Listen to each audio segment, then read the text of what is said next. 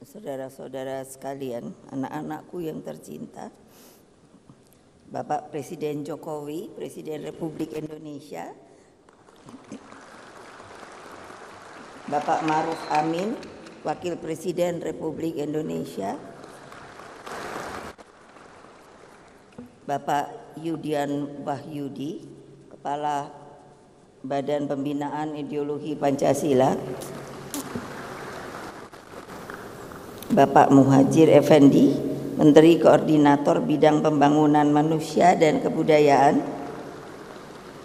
Bapak Muhammad Mahfud MD, Menteri Koordinator Bidang Politik, Hukum dan Keamanan, Muhammad Tito Karniawan, Menteri Dalam Negeri, Bapak Ibu Retno Lestari Marsudi, Menteri Luar Negeri, Bapak Yahud Khalil Kumas, Menteri Agama RI, Bapak Yasona Lauli, Menteri Hukum dan Hak Asasi Manusia, Ibu Sri Mulyani Indrawati, Menteri Keuangan, Bapak Nadiem Anwar Makarim, Menteri Pendidikan dan Kebudayaan, Bapak Budi Gunadi Sadikin, Menteri Kesehatan,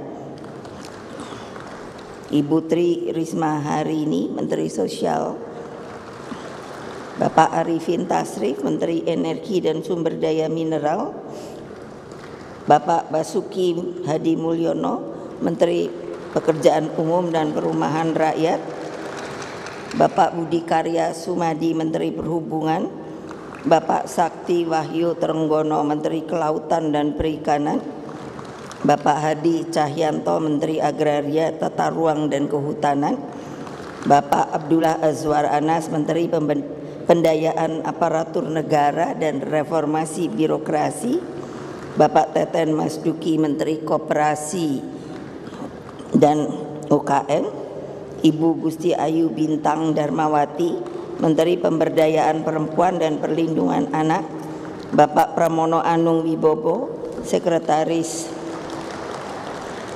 Kabinet, Bapak Budi Gunawan, Kepala Badan Intelijen Nasional, Bapak Lejen TNI Suharyanto, Kepala BNPB, Bapak Laksana Trihandoko, Kepala Badan Riset dan Inovasi Nasional, Bapak Hasto Wardoyo, Kepala Badan Kependudukan dan Keluarga Berencana Nasional, Bapak Hendra Prihadi, Kepala Lembaga Kebijakan Pengadaan Barang dan Jasa Pemerintah, Bapak Heru Winarko, Kepala Badan Narkotika Nasional, Bapak Budi Waseso, Kepala Badan Urusan Logistik, Bapak Muhammad Taufik sebagai PLT Kepala Arsip Nasional, Bapak Amarullah Oktavian sebagai Wakil Kepala Badan Riset Inovasi Nasional, Bapak Peri Warjio, Gubernur BI, Bapak Heru Budi Hartono, PJ Gubernur DKI Jakarta, Bapak John Wempi Watepu, Wakil Menteri Dalam Negeri. Selain itu ada Bapak Antam, ada Anang, ada Andap, Bapak Chandra Bambang Suar Wibisono sebagai tamu-tamu terhormat kami, dan yang paling terutama adalah 3 sahabat kami, Ketua Umum Partai Bapak Mardiono dari Partai Persatuan Pembangunan, Bapak Haritanu dari Partai Persatuan Indonesia, lalu Bapak Usman Sabta Odang dari Partai Hati Nurani Rakyat.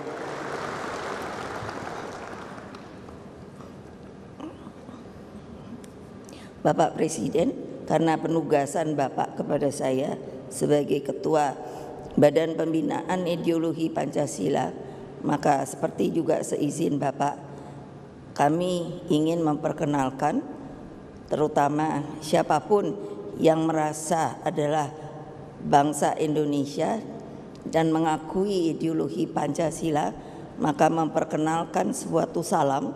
Kalau saya nanti mengatakan begini salam Pancasila, silahkan semuanya terutama anak-anakku untuk berdiri dan menjawab salam Pancasila juga. Bagi para tamu terhormat itu saya terserah.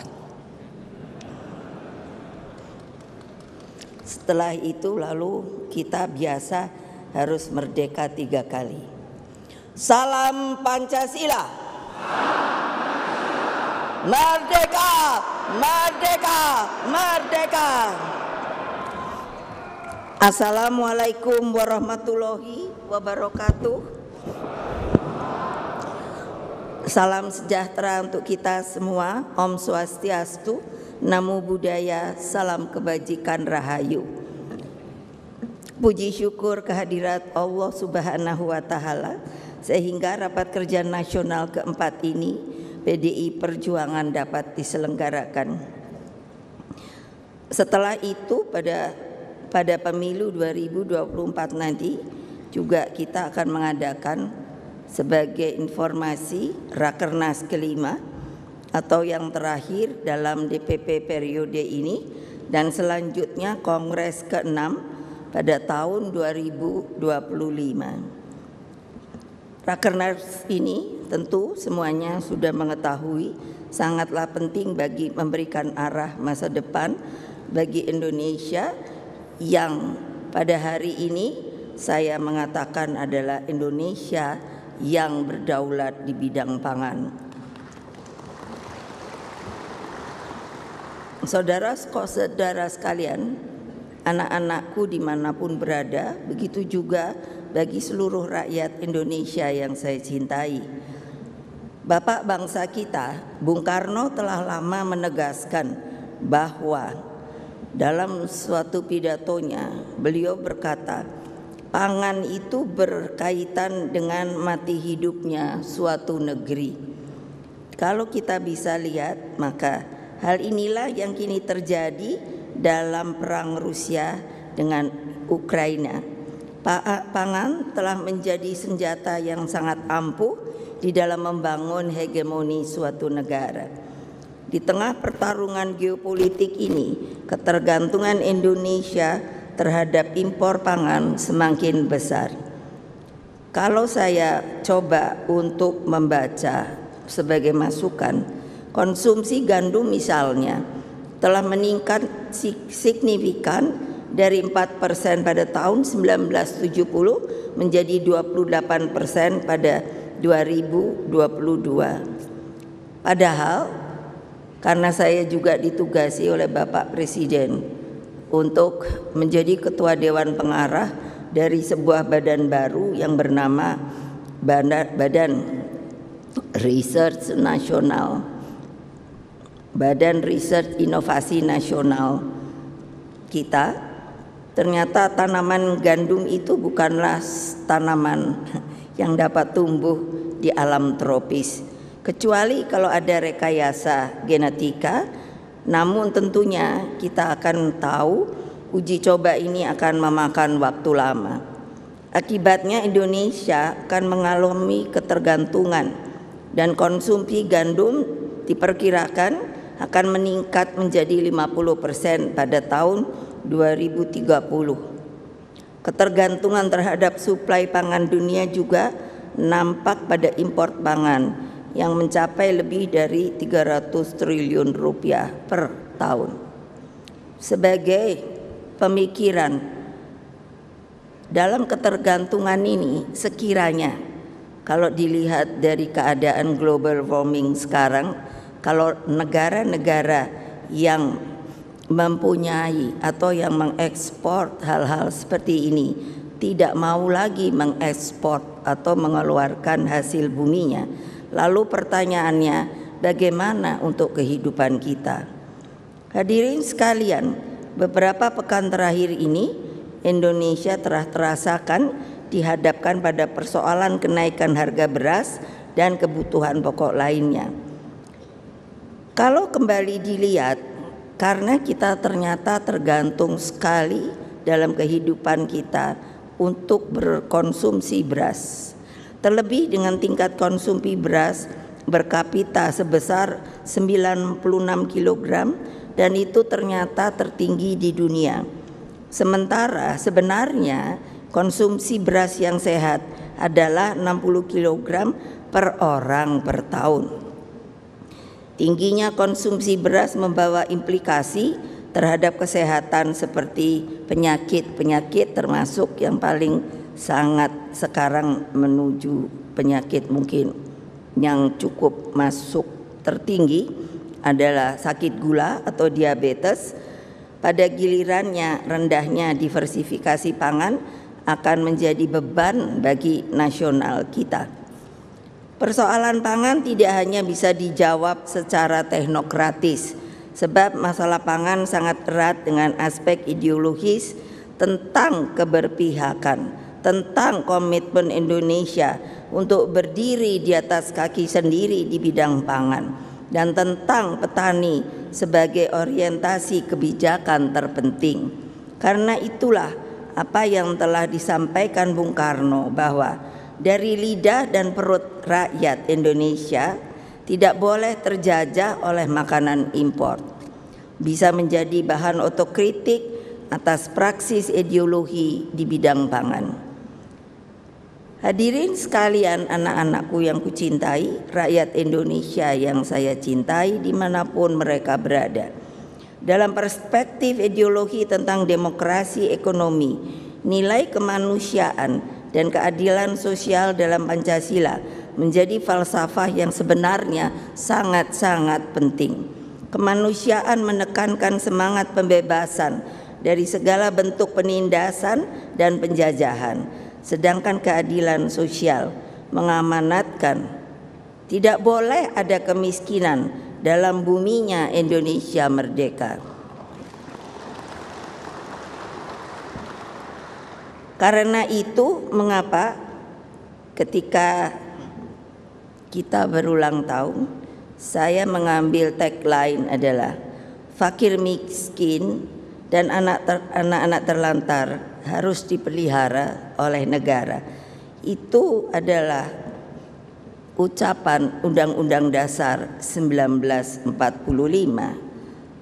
Saya mengatakan mungkin kalau ada yang tidak setuju berarti tidak setuju kepada kata-kata di dalam Undang-Undang Dasar 1945. Perspektif ideologis inilah yang harus kembali dibumikan ke dalam prakteknya. Dengan panduan ideologis ini dapat dirancang teknokratis dan fokus bagaimana mengurangi ketergantungan kita pada impor kedelai, daging sapi, hortikultura, bawang putih, garam, dan lain sebagainya. Selama kita semua punya tekad mengurangi impor, maka semua yang diimpor saat ini bisa kita adakan sendiri, karena Indonesia ini adalah diberkahi sebagai sebuah negara yang kaya raya. Pendekatan ideologis menempatkan pangan sebagai nafas kehidupan bangsa. Rancangan teknokratisnya pun harus dari hulu ke hilir.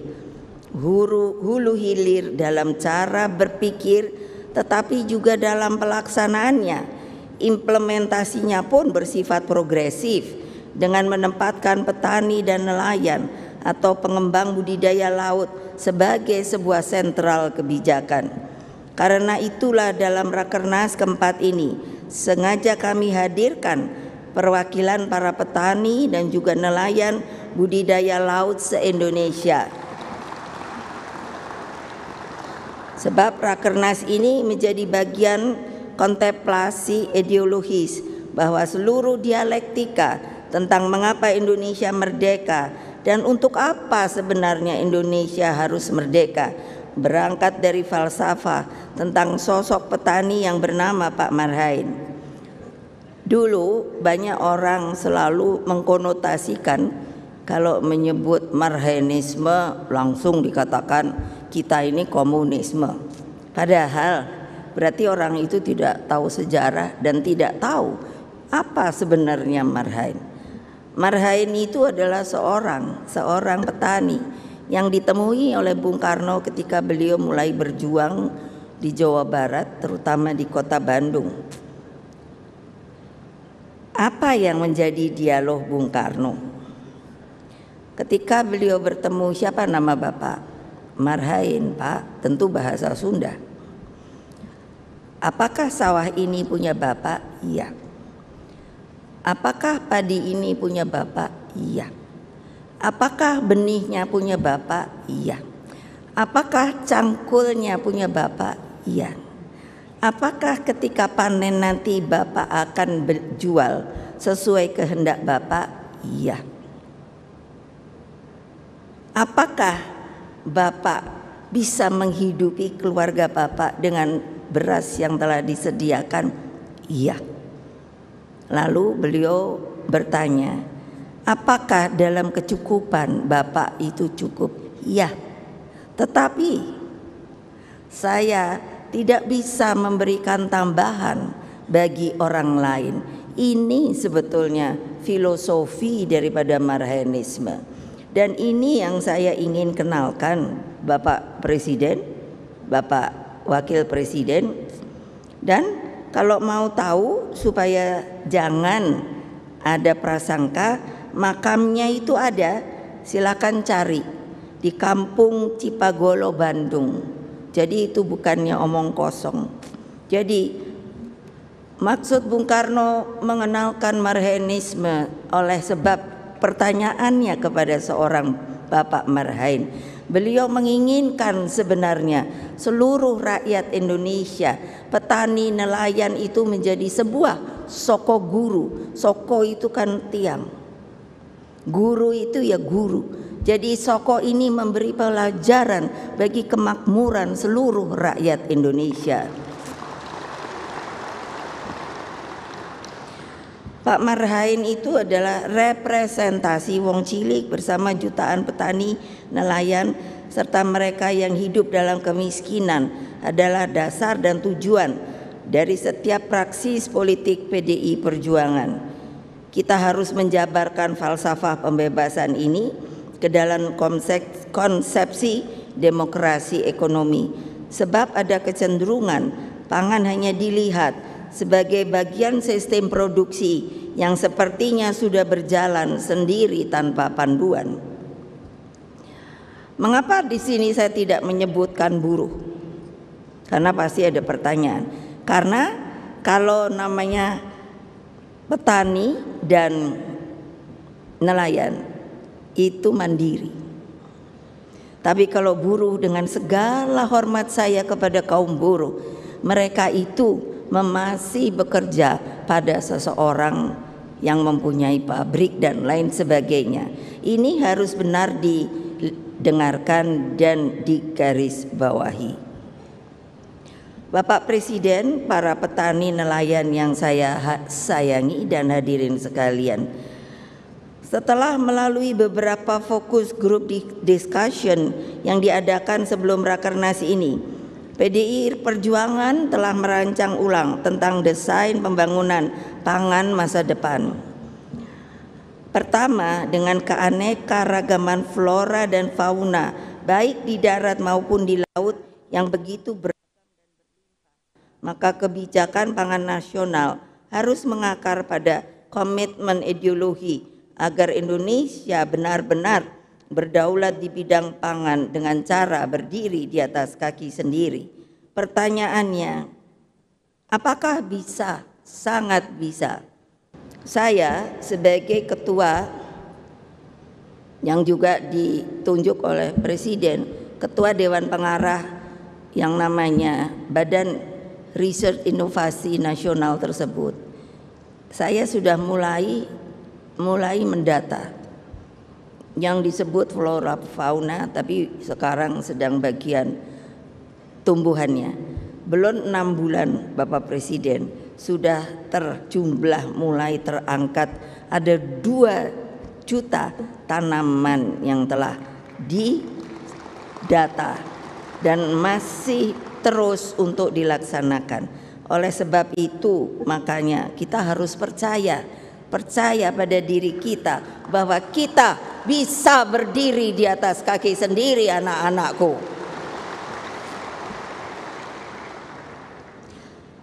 Tanpa ragu sedikit pun PDI Perjuangan menyatakan bahwa ke depan pangan bisa menjadi lambang supremasi kepemimpinan Indonesia bagi dunia. Hal ini saya untuk tulis, itu saya renungkan bahwa jangan nanti, oh Ibu Mega kok sombong ya, bisa sampai menyampaikan seperti itu. Tapi saya sangat yakin dengan adanya BRIN, dan di BRIN itu sudah terhitungkan jumlah pekerja atau pegawai itu 16.000 Bapak. Yang 10.000 itu adalah per-research, yang 6.000 itu adalah pegawai dan lain sebagainya. Jadi terbayangkan tidak kalau ada yang ragu, kita tidak bisa berdiri di atas kaki sendiri. Kedua, seluruh desain politik ekonomi pangan harus menempatkan petani dan nelayan sebagai sentral kebijakan. Di sini harus dibangun sebuah keyakinan dan tentunya fokus bahwa melalui campur tangan negara, petani dan nelayan bisa menjadi tuan di negerinya sendiri.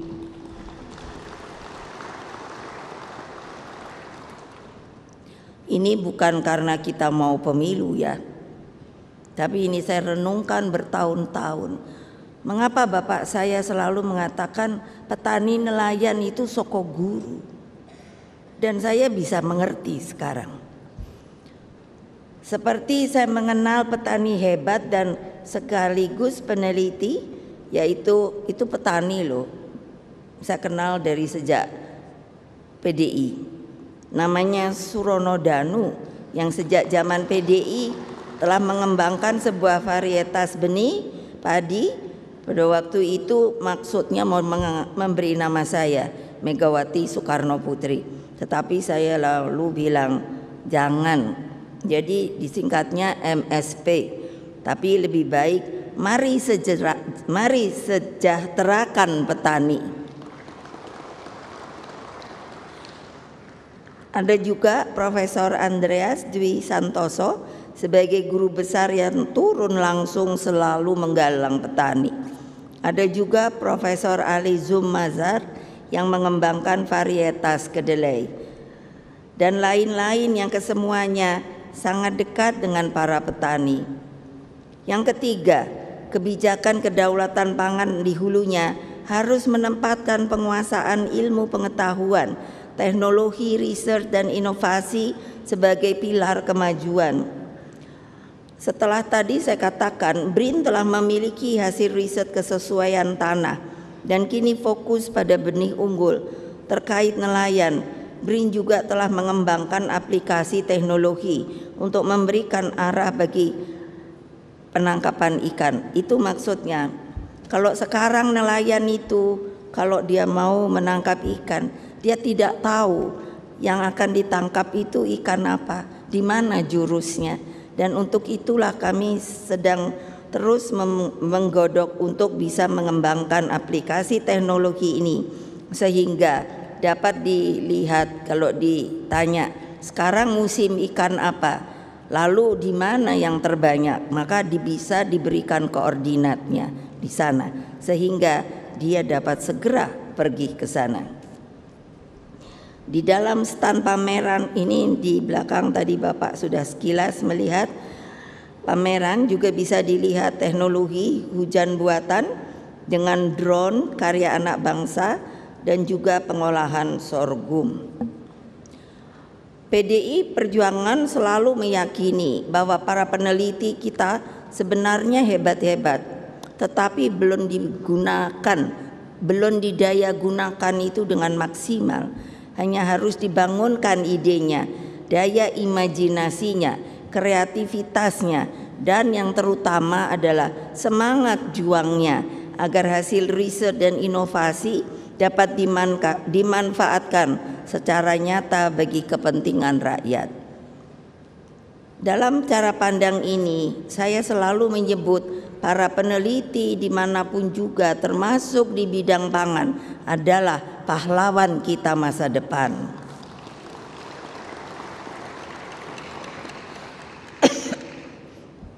Keempat, politik tata ruang harus memastikan lahan-lahan subur tidak boleh dialihfungsikan. Bapak Presiden, kami telah membuat peta Indonesia untuk tanah-tanah yang subur. Di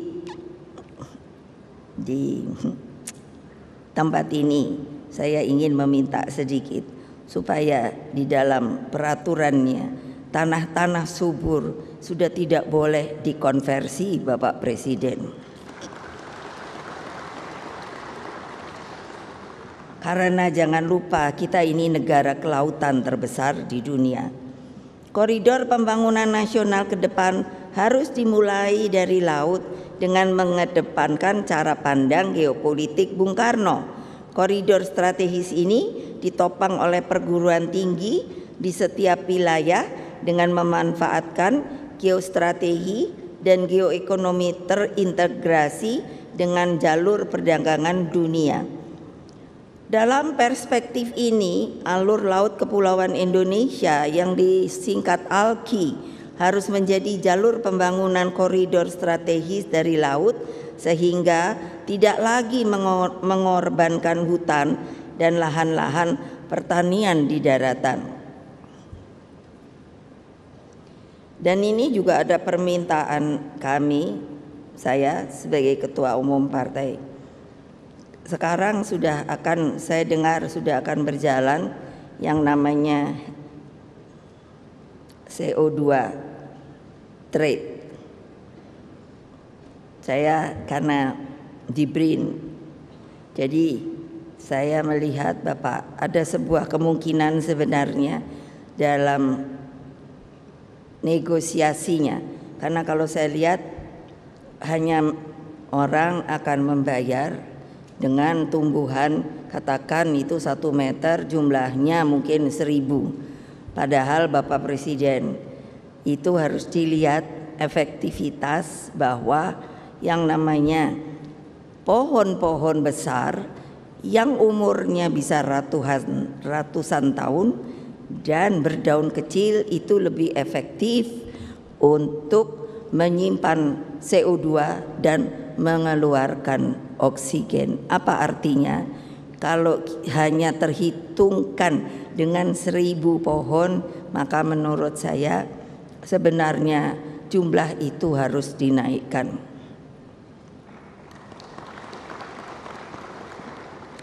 Kok tidak ada yang tepuk tangan meriah? Mungkin karena tidak begitu mengerti. Nanti boleh tanya lebih lanjut sama Ibu. Karena Ibu saja ini sekarang ini bukan batuk pilek, ini alergi debu dan keadaan polusi yang seperti itu. Kelima, kebijakan fiskal melalui instrumen pajak dan tarif. Kebijakan ini wajib diterapkan dalam masa transisi ketika bangsa Indonesia sedang berjuang dan bergumul menempuh jalan untuk berdiri di atas kaki sendiri. Instrumen tarif ini diterapkan secara kompetitif guna memberikan stimulus bagi riset inovasi dan peningkatan produksi nasional. Ini pun mengapa saya berpikir dan mungkin saya juga minta tolong lagi sama Bapak Presiden. Saya mendapatkan informasi dan itu tolong diperhatikan, dilihat bahwa bea masuk impor gandum itu 0%. Saya bukannya anti gandum, saya juga senang hamburger, mie.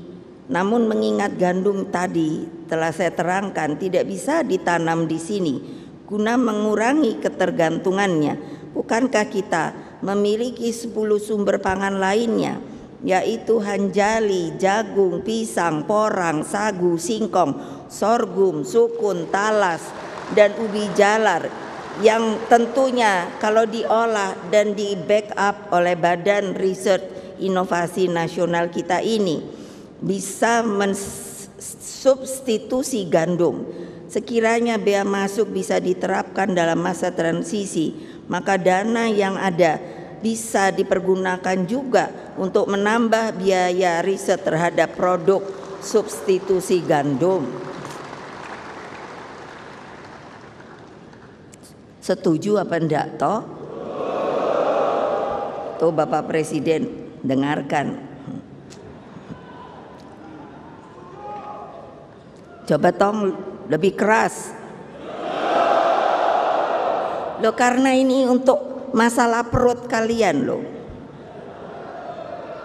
Keenam, penggunaan teknologi terapan baik untuk benih unggul, on farm, off farm, termasuk mekanisasi pertanian harus dikedepankan.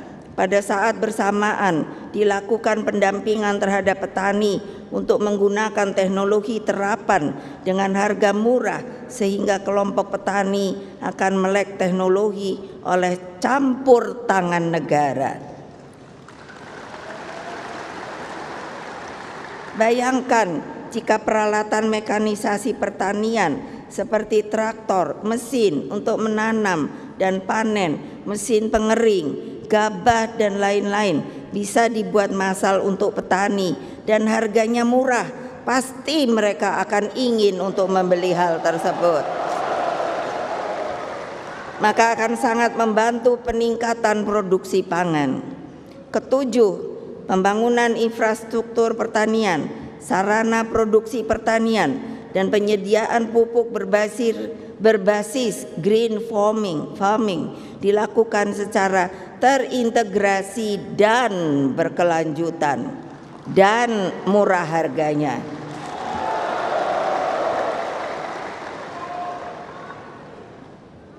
Iya kan? Iya kan? Iya kan? Sip. Kedelapan, pentingnya konsolidasi kebijakan pemerintah pusat dan daerah, termasuk reformasi birokrasi berbasis kinerja, ditinjau dari peningkatan produksi pangan dan diversifikasi pangan untuk rakyat. Ternyata bukan karena saya putrinya, nanti selalu dihubungkan, oh tentu saja Ibu Mega adalah anaknya Bung Karno. Betul, saya anaknya Bung Karno. Saya toh tidak bisa bilang kalau saya anaknya si Badu. Betul apa tidak? Nah, kenapa? Beliau memang visioner. Visioner tuh pikirannya ke depan, jauh sampai di sana. Tadi kan ada jembatan. Pasti ada yang nanya, kenapa pakai warna kuning ya? Itu sebetulnya terinspirasi ketika Bung Karno mengatakan, untuk apa kita merdeka? Ayo, untuk apa kita merdeka? Untuk apa kita merdeka? Beliau sendiri mengatakan, karena sebetulnya kemerdekaan itu bukan saat sekarang. Kemerdekaan itu adalah suatu jembatan emas ke depan yang harus diolah oleh siapa? Bangsa Indonesia sendiri. Setuju? Mau melaksanakan? Siap? Siap? Siap? Sip. Sampai beliau dan membuatnya itu 6 tahun loh. Ada nama buku Mustika Rasa. Bayangkan, karena bukannya hanya teori dan panggil sekarang yang mesti kita ikuti kan namanya chef. Jadi sudah ahli koki. Tapi beliau pergi menyuruh timnya ke seluruh Nusantara kita mengambil resep-resep yang namanya diberi nama buku Mustika Rasa, tebalnya sebegini. Apa sih? Masa kita ndak bisa sih lebih modern dan lain sebagainya. Tetapi karena itu harusnya kemauan, niat kita sebagai bangsa. mengungkapkan keanekaragaman makanan lokal lengkap dengan kajian gizi. Bayangkan, dengan kajian gizi dan proteinnya. Kami sedang berupaya mensosialisasikan, mempopulerkan kembali buku Mustika Rasa ini, Bapak Presiden. Hadirin sekalian, rakyat Indonesia yang saya cintai, anak-anakku yang selalu kusayangi. Itulah pokok-pokok kebijakan kedaulatan pangan yang akan dirumuskan melalui Rakernas keempat ini. Dan apa yang telah dilakukan Presiden Jokowi dengan gerbang kemajuan melalui pembangunan infrastruktur seperti bendungan, embung, saluran irigasi pertanian, dan seperti tadi telah saya katakan, membentuk Badan Riset dan Inovasi Nasional atau BRIN, telah membangkitkan optimisme terhadap jalan Indonesia yang berdaulat di bidang pangan. Konsepsi kedaulatan pangan itulah yang ditawarkan PDI Perjuangan dalam pemilu tahun 2024 yang tinggal beberapa bulan lagi. PDI Perjuangan tidak akan pernah menyerah di dalam menjalankan politik kedaulatan pangan tersebut. Itulah komitmen pokok partai pada pemerintahan yang akan datang dengan memenangkan pemilu legislatif dan Bapak Ganjar Pranowo sebagai Presiden Republik Indonesia ke-8. Sanggup? Sanggup? Sanggup? Nah, akhirnya kepada anak-anakku sekalian, seluruh simpatisan dimanapun kalian berada, anggota, sukarelawan, kader partai, ingatlah bahwa rakyat itu adalah cakrawati perjuangan kita. Kepada merekalah dedikasi politik selalu ditujukan. Kita berjuang karena keyakinan politik. Kita telah teruji oleh gemblengan yang sejarah yang begitu hebat dan menyakitkan, khususnya selama ketika masa Orde Baru. Karena itulah sebagai banteng-banteng PDI Perjuangan yang memegang kokoh perisai Pancasila di dadamu, selama ini kita menyatu dengan rakyat. Jangan sekalipun pernah gentar, sedikit pun menghadapi berbagai kepungan dan manuver politik praktis yang hanya sekedar menggunakan keinginan kekuasaan sebagai tujuan. Berpolitiklah dengan seluruh semangatmu, dengan nuranimu, dengan mata hatimu, dan setialah kepada sumbermu, yaitu rakyat, rakyat, rakyat. Siap, siap, siap. Nah, kan kadang itu orang kan suka apa ya, kayak bikin pantun. Saya coba-coba juga. Tolong dengarkan ya. Tapi ininya lain kalau ibu. Jangan pernah gentar diterjang badai. Karena apapun, karena apa? Badai pasti berlalu. Tepuk tangan yang meriah, sweet sweet. Dan matahari akan selalu terbit di ufuk timur, saudara-saudara sekalian. Terima kasih. Wassalamualaikum.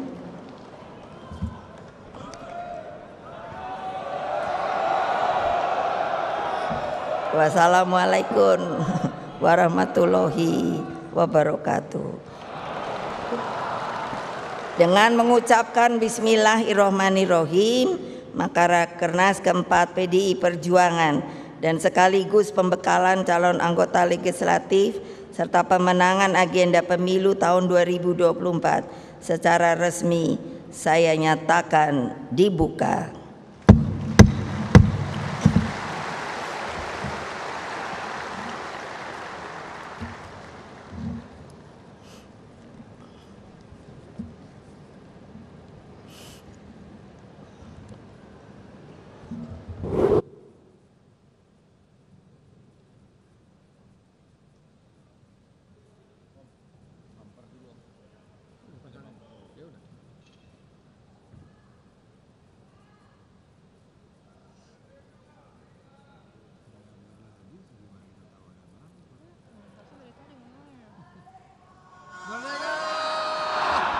Merdeka! Merdeka! Indonesia Raya!